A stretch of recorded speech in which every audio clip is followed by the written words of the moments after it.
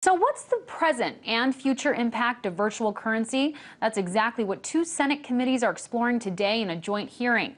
The virtual currency up for discussion is called Bitcoin, a financial concept new to even Senator Carper, a ranking member of the Senate Homeland Security Committee, which held the first hearing on the virtual currency yesterday. Virtual currencies, perhaps most notably Bitcoin, have captured the imagination of some, struck fear among others, and confused the heck out of the rest of us, including me. I'll be the first to admit that, like most Americans, I am no technical expert in virtual currencies. A week or two ago, I was trying to get my head around this subject, and where did Bitcoin come from?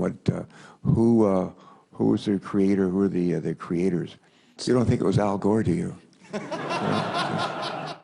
When I first started trying to understand what this was all about, I sort of felt like Mrs. Einstein and said, I understand the words, but not the sentences.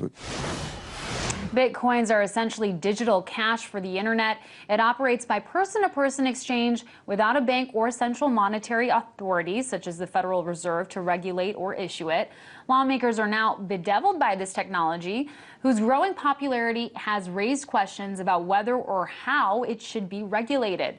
So to talk a little bit about the fate for this new virtual currency, I was joined earlier by Erin Ade, host of Boom Bust. I started by asking her how well lawmakers understand this technology.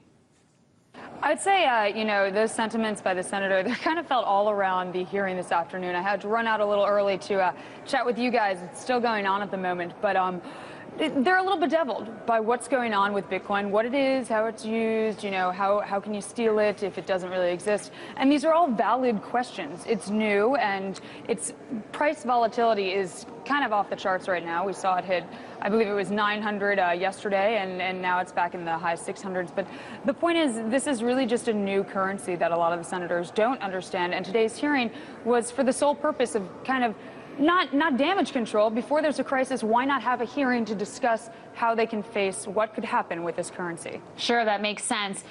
You were just at the hearing, like you mentioned. Would you consider the very fact that these hearings are taking place a big step forward for virtual currency in itself?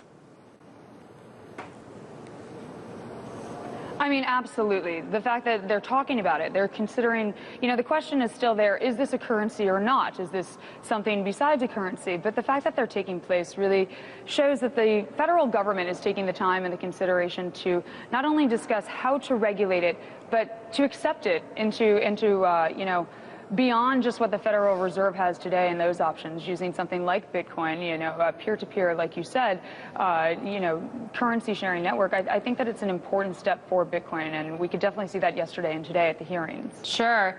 And from the discussion that you were able to see, did they agree that Bitcoin is an actual currency? That's a great question, because right now, no. They know it's an encrypted virtual currency, and is it a currency, is it not? Yes, it's a currency in the sense that it can buy you things online from certain places. However, if I go to the store, you go to the store, and I want to buy a piece of bread from you, I can't pay you in Bitcoin. You wouldn't accept it. So there are some gray areas, but it's a currency for all extensive purposes in the sense that you can purchase things with Bitcoin. And but today, out of today's hearing, it's still gray area as to whether or not they have considered it a full-fledged currency. Right, and lawmakers have said, that it's intriguing and they're learning about it. Was anything said about whether Bitcoin could be taxed? That's a great question. Now, one of the things that it was Senator Warren, he said today that if we lay too much regulatory burden, we can possibly chase these exchanges overseas, which is something they don't want to do. Basically, what they want to do is keep it regulated, but not too regulated in the sense that it would deter innovation, because deterring innovation is not something that we want at all, particularly with America kind of being at the forefront of the tech innovation sector right now. We have all new, we just talked about it on the show many times, Uber, Airbnb, et cetera, et cetera.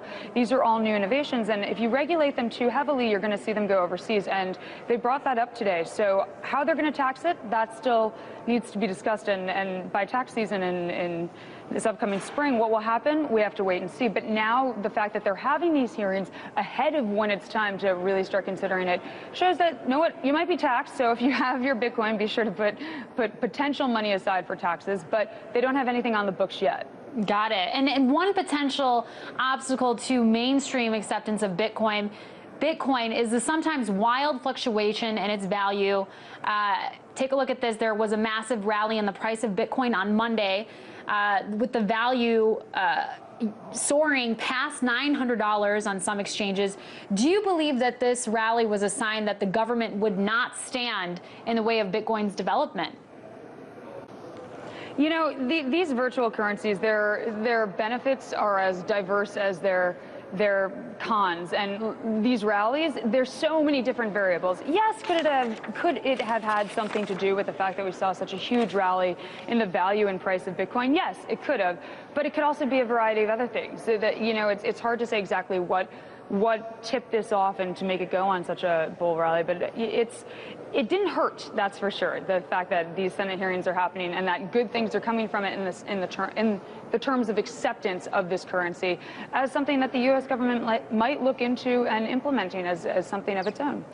Sure. Well, it will be interesting to see how this new virtual currency is going to be regulated. Host of Boom Bust, Erin Ade, thank you.